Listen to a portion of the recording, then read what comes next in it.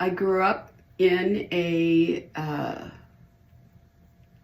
Hispanic town, so it was part of the culture that I grew up in.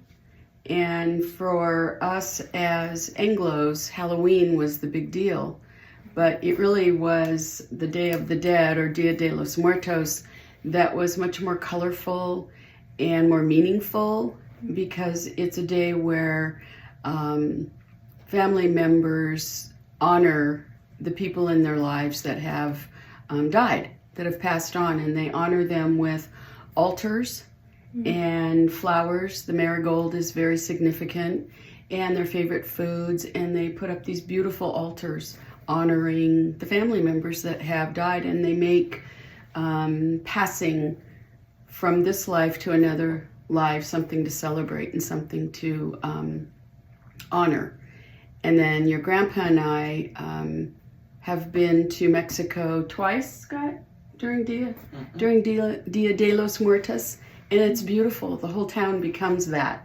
And you can go for blocks and blocks and blocks of celebration, honoring people that have been a part of your life, that had a role, a significance, and it's beautiful. So I started collecting different.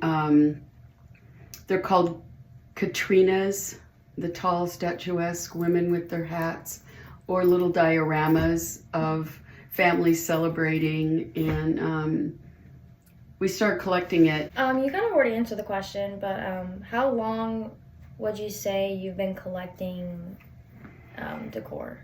20 years? 20 years, Grandpa? Well, collecting, but you've been interested in it. She was, 20 or yeah, I'd say 20 years. years. Okay. Give or take a few.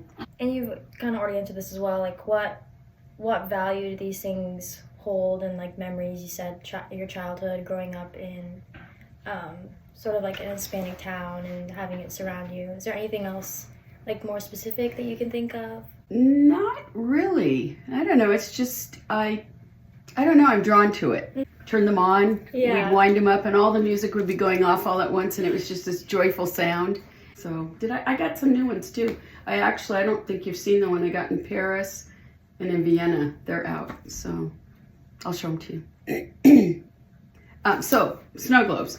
The other thing are my soft sculptures that we have nicknamed voodoo pets because they're soft sculptures, and they're of animals, dogs and cats. And I love them. I love the texture. I love the fabric. I love the fact that they're handmade.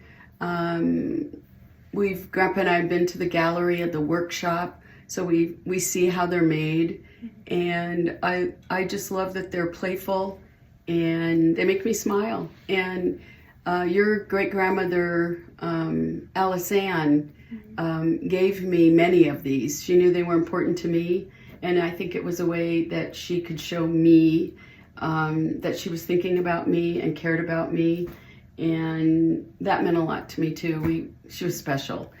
You know, we've got pieces around the house that are art from my cousin Dave. Most of the things we have, and Scott, you can chime in on this, are things that mean something to us. Like we traveled and found something like the bronze bear. The dancing rabbit. You know, most everything we collect is playful, I would say. It's not real serious art, it's more playful. What was the name but it also of the dancing man from Peru that brings luck? He's a luck. Oh, our little Lucky Charm guy. Yeah. There's a silver, it's Chechuan. And he's got removable charms, but you've seen it out there. He's packed.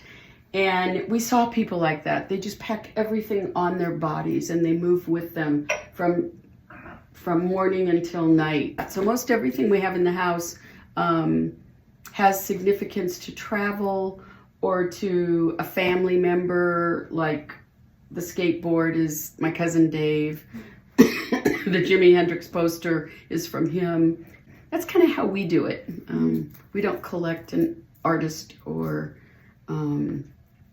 things that are specifically worth anything. Some of it is, some of it isn't, but it means something to us. The Obama poster in the office, Yeah. that means a lot to us. We worked hard on that campaign. You know, it's in my office. It means something to me and always will. It's sentimental more than anything, or speaks to work that we've done.